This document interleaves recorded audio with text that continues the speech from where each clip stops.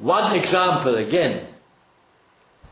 In 1943, on the 6th of February, the German army in Stalingrad collapsed and surrendered to the Russians.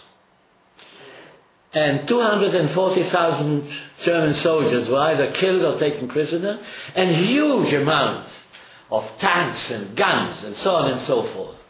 The Nazis did not deny that. Immediately, Joseph Goebbels went to the platform and demanded total war in order to answer the Bolshevik threat. Every pair of hands has to work in Germany, he said, in order to recoup the losses, in order to be able to fight the Bolsheviks. In early 1943, there were still some 69,000 Jews in Berlin.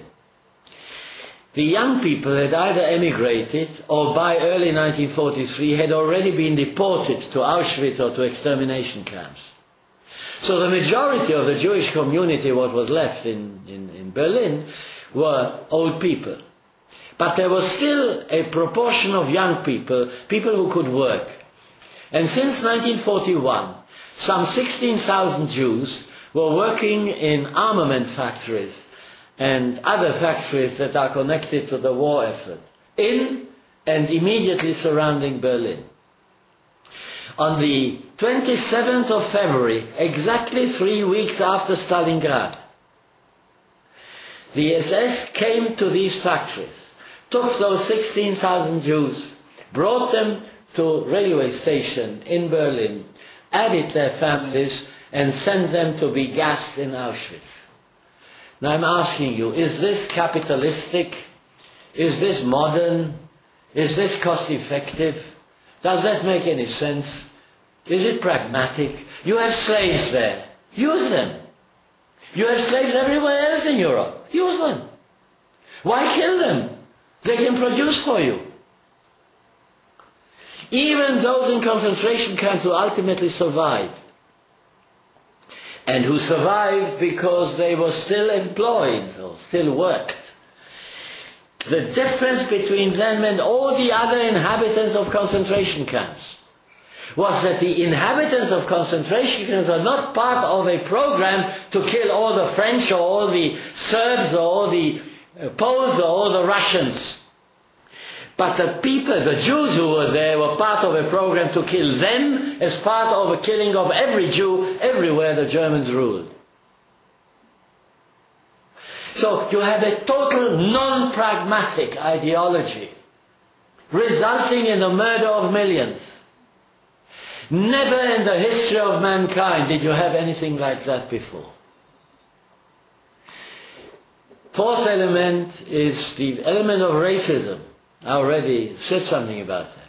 But the Nazis wanted to create a new world society which would be ruled by the top race, the Nordic people of the Aryan race. That, by the way, does not include the Hungarians. That's the Germans and the Scandinavians and the English and the Flemish and the Dutch, none of whom, by the way, wanted to be part of a ruling Nordic race, but that didn't matter. And what you have under Nazi rule is the development of an ideology which was pursued in universities, and articles and books were written and so on. Tremendous influence to create a new world society with the Nordic peoples of the Aryan race on top and everyone else in a hierarchy below that. No Jews, because there wouldn't be any Jews anymore.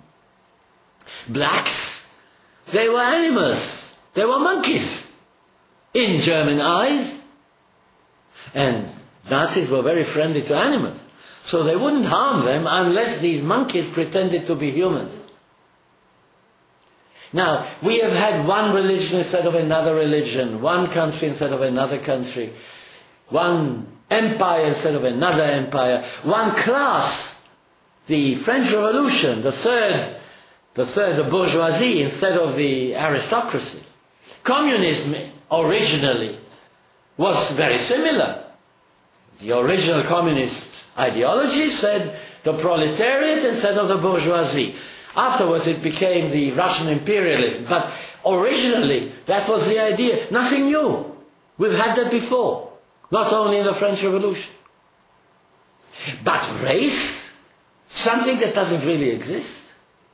To have that as the organizing principle of a whole world society. And in that whole world society there would be the people of God, so to speak, the Nordic people of the Aryan race, and the Satan, the Jews, who would no longer be there. But the Satan can intervene at any time. And one of the great Nazi inventions was that there was a Jewish spirit in non-Jews. You have to get rid of your Jewish spirit. That's the satanic spirit. So racism is part of the Holocaust ideology.